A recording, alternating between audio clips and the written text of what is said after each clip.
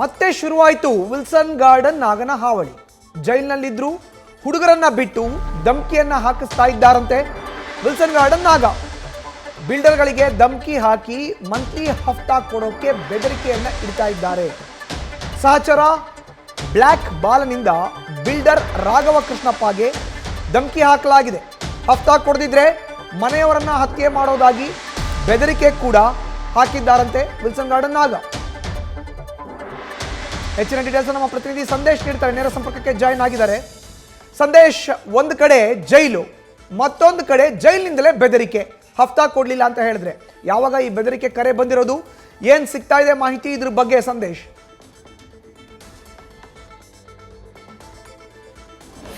ಮಧುಸೂದನ್, ಇಷ್ಟು ದಿನಗಳವರೆಗೂ ಕೂಡ ಜೈಲಿನಲ್ಲಿ ಕೂತು ಹೊರಗಡೆ ಆ ಒಂದು ಕಂಪ್ಲೀಟ್ ಆದ ವ್ಯವಹಾರಗಳನ್ನ ಹ್ಯಾಂಡಲ್ ಮಾಡುವಂತ ಕೆಲಸಗಳು ಎಲ್ಲ ಒಂದ್ ಕಡೆ ನಿಂತು ಹೋಗಿತ್ತು. ಆದ್ರೆ ಈಗ ಮತ್ತೆ ಶುರುವಾಗಿದೆ, ಅಂದ್ರೆ ಬೆಳಕಿಗೆ ಬರ್ತಾ ಇದೆ. ಯಾಕಂದ್ರೆ ಈಗ ಸದ್ಯ ಮಡಿವಾಳ ಪೊಲೀಸ್ ಠಾಣೆಯಲ್ಲಿ ಬಿಲ್ಡರ್ ಒಬ್ರು ಕಂಪ್ಲೇಂಟ್ ಅನ್ನ ಕೊಟ್ಟಿದ್ದಾರೆ.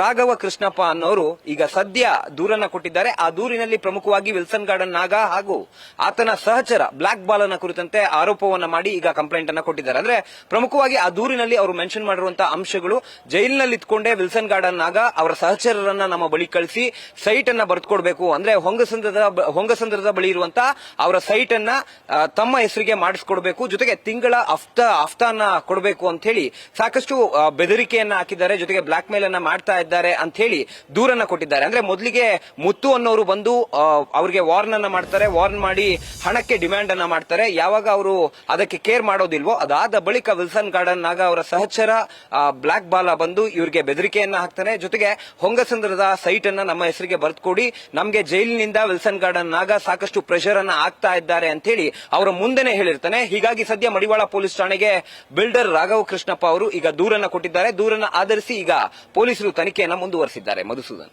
ಧನ್ಯವಾದ ಸಂದೇಶ್ ನಿಮ್ಮ ಮಾಹಿತಿಗೆ. ನ್ಯೂಸ್ ಫಸ್ಟ್, ನಿರ್ಭೀತಿಯಿಂದ ನಿಮ್ಮ ಪರವಾಗಿ.